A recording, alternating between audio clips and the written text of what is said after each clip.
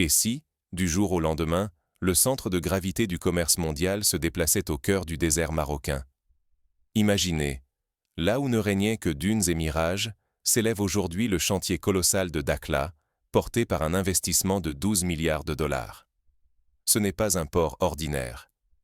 C'est une déclaration d'indépendance, un séisme qui ébranle tout le continent africain.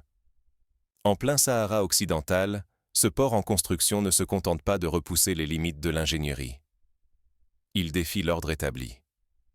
Plus qu'un terminal, il vise à devenir la porte d'entrée de l'Afrique vers l'Atlantique, offrant enfin aux pays du Sahel un accès direct à l'océan, sans subir les routes coloniales imposées depuis tant de générations.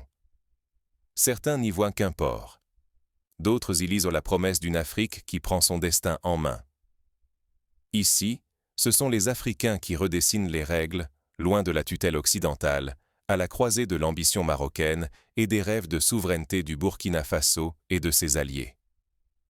Ignorer ce bouleversement, c'est risquer de passer à côté d'une révolution silencieuse, mais inarrêtable. Mais comment ce projet titanesque a-t-il vu le jour dans une région si longtemps marginalisée? Pour comprendre l'ampleur de ce changement, il faut remonter à ses origines et aux ambitions qui le portent. Pendant des siècles, l'Afrique a vu ses trésors quitter ses terres par des ports conçus pour l'appauvrir, jamais pour la libérer. Les puissances coloniales bâtissaient ces ports avec un objectif limpide: extraire tout sans jamais offrir aux populations locales une vraie part du gâteau. Routes, infrastructures, tout était pensé pour alimenter l'Europe, laissant l'Afrique exsangue, dépendante, fragmentée. Pour les pays du Sahel, le Burkina Faso, le Mali, le Niger, la situation était encore plus dramatique. Riches en or, en uranium, en coton ou en pétrole, ils demeurent prisonniers de leur isolement. Sans accès à la mer, chaque ressource doit franchir des ports étrangers, souvent contrôlés par des intérêts occidentaux. Cette dépendance ne se limite pas à l'économie. Elle freine l'industrialisation, mine la souveraineté politique et nourrit une colère sourde chez les populations. Comment s'émanciper quand chaque sortie vers le monde dépend du feu vert de l'étranger? Oublier ce passé, c'est condamner l'Afrique à tourner en rond, sous la tutelle d'infrastructures qui ne lui appartiennent pas. Mais aujourd'hui, une rupture s'annonce. Au sud du Maroc, un nouveau port gigantesque surgit des sables, Dakhla. Dans le secret brûlant du Sahel, une alliance inédite s'éveille, bien décidée à renverser l'ordre hérité de la colonisation. À sa tête, le capitaine Ibrahim Traoré, tout juste plus jeune que 40 ans, incarne la rupture. Il refuse l'ombre des anciennes puissances occidentales. Son pari est audacieux. Par le plan atlantique, il rêve de connecter le Burkina Faso et ses voisins à l'océan, via des ports et des corridors africains, hors de portée de Paris ou de Bruxelles. Pour la première fois, la richesse du Sahel pourrait circuler librement, sans filtre européen. Le Maroc devient alors le pivot. Avec son littoral sur l'Atlantique et le mégaport de Dakhla, il offre un passage vital: exporter or, coton ou cobalt sans dépendre d'anciennes tutelles.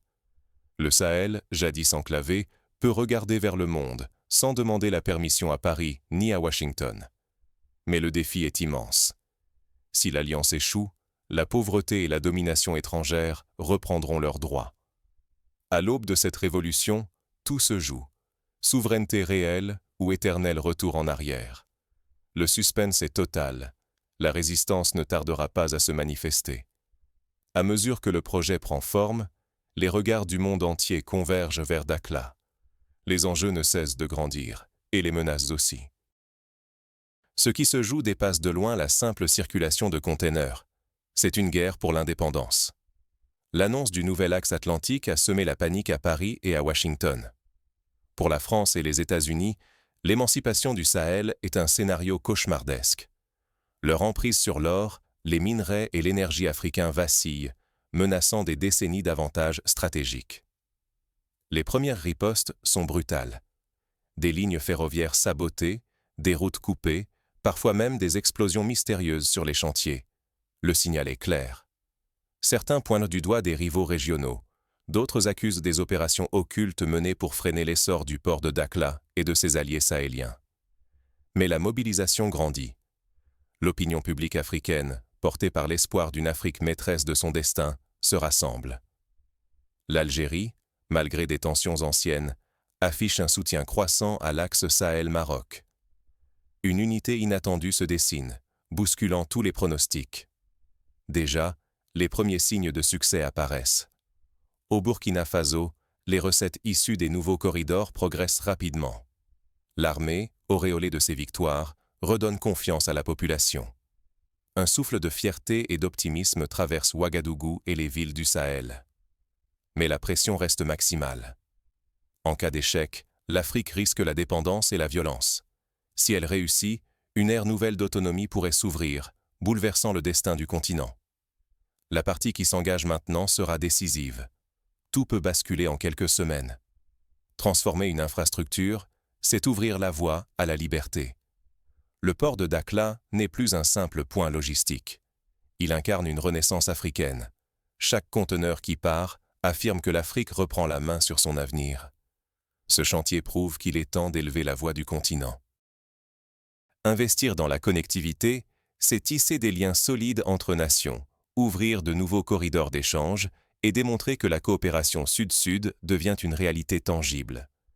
Pour les entrepreneurs, les agriculteurs, les étudiants, le message est sans détour, passer de la dépendance à l'action. Profiter de l'accès à l'Atlantique, c'est choisir d'agir, non d'attendre. Chacun peut soutenir l'innovation et la production locale. Ce port est le laboratoire de nouvelles alliances. Ici, l'Afrique ne supplie plus, elle propose, construit, impose ses règles. C'est la fin de l'aide imposée, le début d'une souveraineté assumée. Mais perdre ce momentum, c'est laisser d'autres écrire le futur. Si le continent hésite, les anciennes puissances reviendront verrouiller l'accès au commerce mondial. Reste à savoir, qui osera saisir ce nouveau pouvoir? Le prochain chapitre dévoile comment cette dynamique pourrait bouleverser l'équilibre régional. L'Afrique n'attend plus. Elle agit, portée par la force de ses peuples et l'audace de ses leaders. Le port atlantique de Dakhla devient un symbole. Ici commence une ère nouvelle, où chaque décision affirme l'indépendance et bouleverse l'ordre établi. Les nations du Sahel, main dans la main avec le Maroc, refusent d'être de simples spectatrices. Elles transforment leurs ressources en levier de puissance, leur jeunesse en moteur d'émancipation. Plus question de subir ou de répéter les erreurs d'hier. Ignorer ce mouvement, c'est rater la plus grande mutation du continent au XXIe siècle.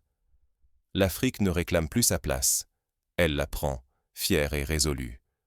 Les anciens équilibres vacillent, et ceux qui détournent les yeux resteront sur le quai de l'histoire. Soutenir cette dynamique, c'est parier sur une Afrique qui construit sa propre table mondiale. Qui décide, qui investit, qui inspire.